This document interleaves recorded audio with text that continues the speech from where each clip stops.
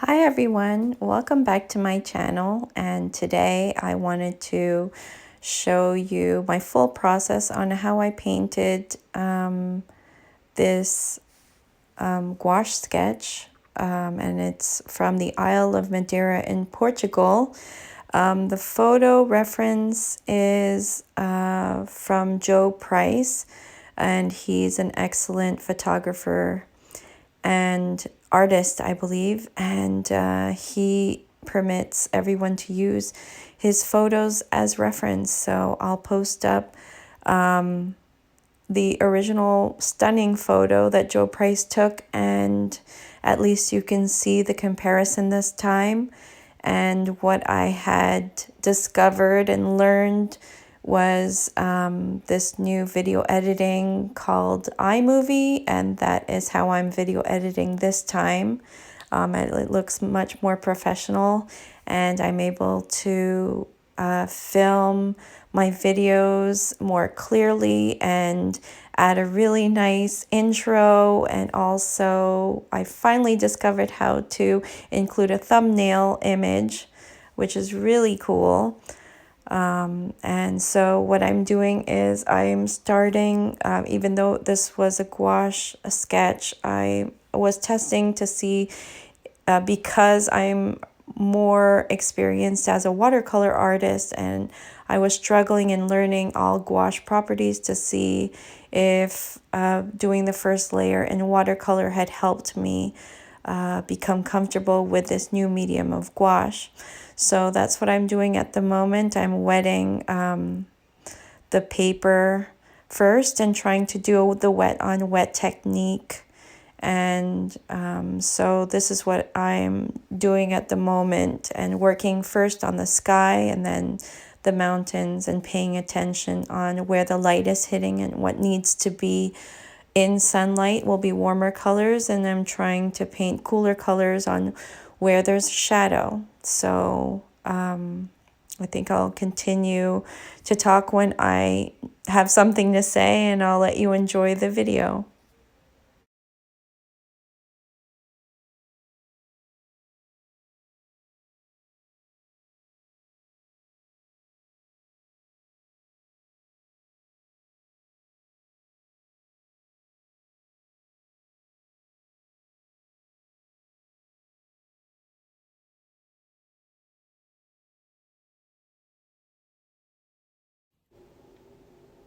Okay, so you must be wondering how I decide which colors to put where, and it's a little bit difficult to explain, but I'll try my best.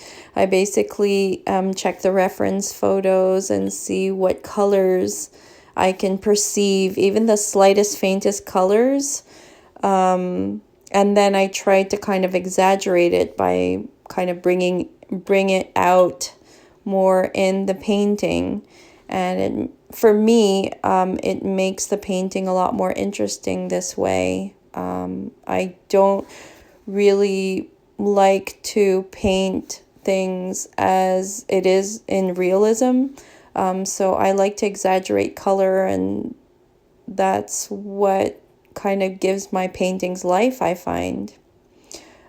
So here I start to paint in gouache. So I finished the first layer in watercolor, and I'm trying to block the painting with different colors. I try to choose different variations of the color or change colors, just to give some variety in the painting.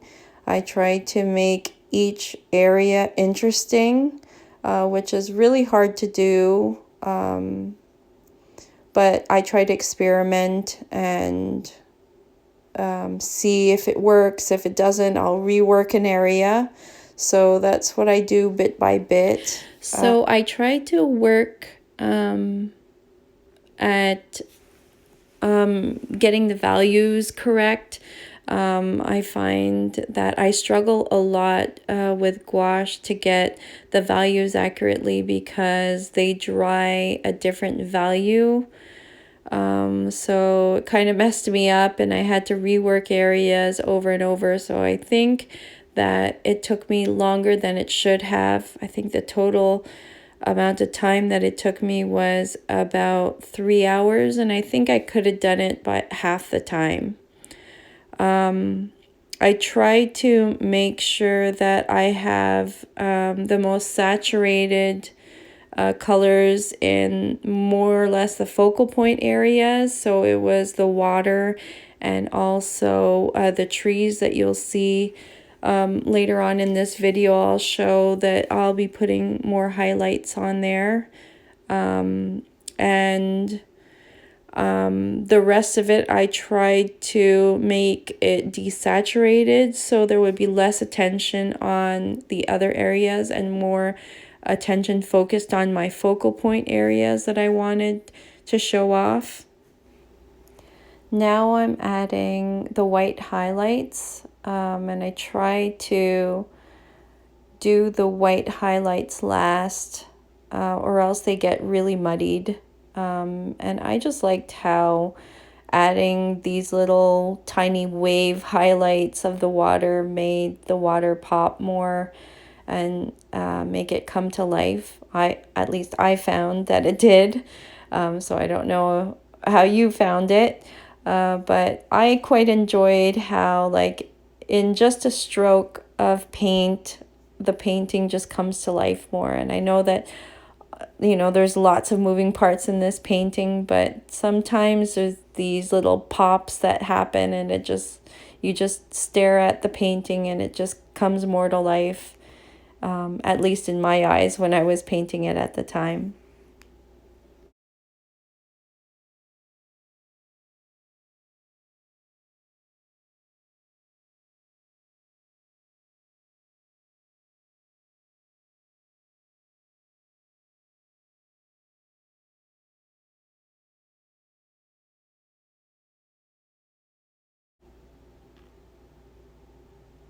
And this is my favorite part of taking off the tape and seeing these really, really clean lines on the edges. And what I used was washi tape. Before that, I used regular masking tape, and that really messed up my paper. If there's any other suggestions that you have about tape, let me know. But for now, I seem to like washi tape. So that's the final painting.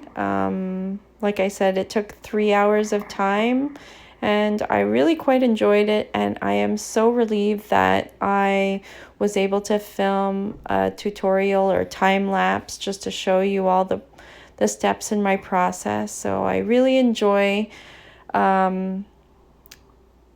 doing this for you, and I hope you enjoyed it too. And I really appreciate you watching this. I am hoping to do more of these tutorials and showing my processes as I go along. So thank you so much for watching, and I hope you're all staying safe.